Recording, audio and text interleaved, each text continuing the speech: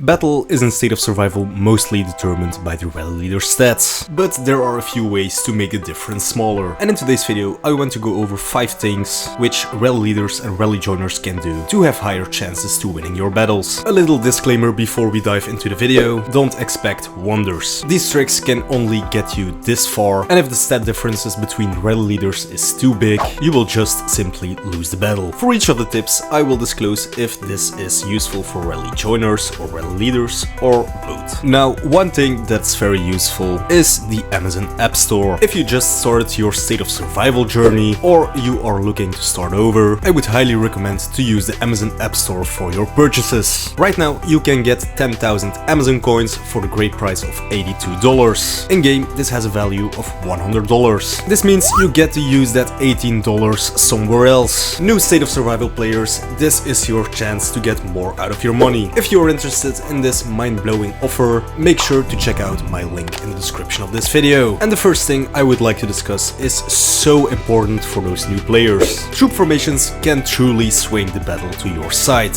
and this applies for both rally leaders and rally joiners. State of Survival has 3 types of troops: infantry troops, who are amazing at defending but truly horrible at attacking; hunters, who are great attackers but terrible defenders; and riders, who are very mediocre at basically everything. And in general, for the best results, you will need a mix of all 3 troop types. Too much of one specific troop type will hurt your rally, and after a lot of testing of players, you can assume that the best ratio for infantry troops are in between 55 and 65% of your total march. For riders, that's never higher than 15%, and for hunters, it's in between 25 and 30%. Now, early on, the game will automatically assign a 33-33-33 formation, so next time you join a rally or launch a rally, make sure you are using these troop formations. Now, for older states it's different. After the introduction of the behemoth, you are forced to use a 60-20-20 formation, and troop formations don't matter much after that point.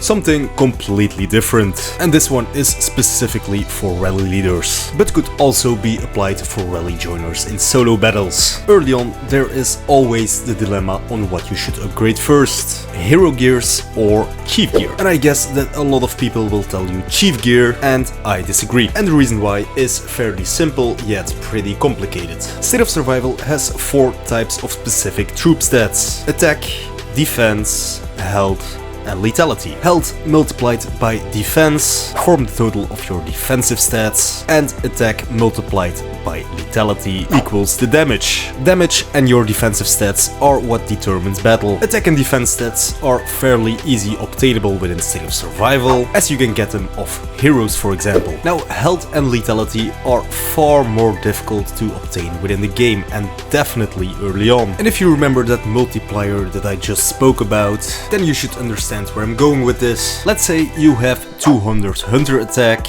and 100 hunter lethality. You have 10 points to upgrade. 210 hunter attack multiplied by 100 hunter lethality would give you 21,000 points in general. Now, what would happen if you add those 10 points at lethality? That would get you a total of 22,000 points. So if you understand my reasoning correctly, that means that health and lethality are more rare and beneficial in State of Survival. And that's also exactly the reason why I would go for hero gear over chief gear. I know it looks very fancy on your chief profile, but in reality it won't make as much as difference as hero gear. My third tip is focused around my favorite topic within State of Survival. I would dare to say that heroes are the most crucial element when you are launching a rally. In general, you always want to attack with your strongest stat heroes. Stats are for the most part the most crucial element in battle, so it only makes sense.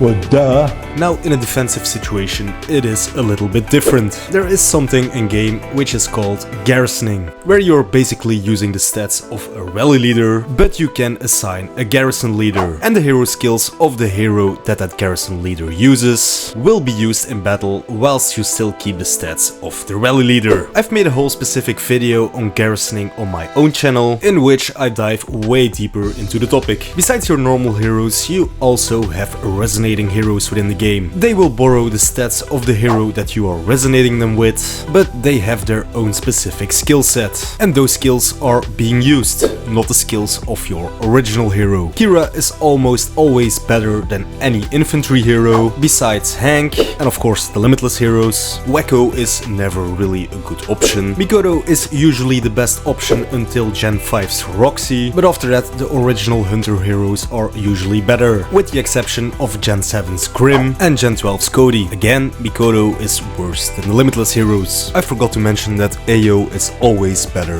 than Mikoto. Chloe is a better hero than most others, with the exceptions of Gen 6, which is Martha, Gen 8, which is Courtney, and Gen 10 Strings. For joiners, heroes don't matter that much. Your lead captain hero does offer a small protection buff, but it is neglectable in battle. The second to last tip is mostly focused on the older states, and it has all to do with our favorite monkey. You have to look at the behemoth as a separate entity in battle, and in total 8 behemoths can be taken in account in a rally. So for joiners, this is of great importance to help your rally leaders.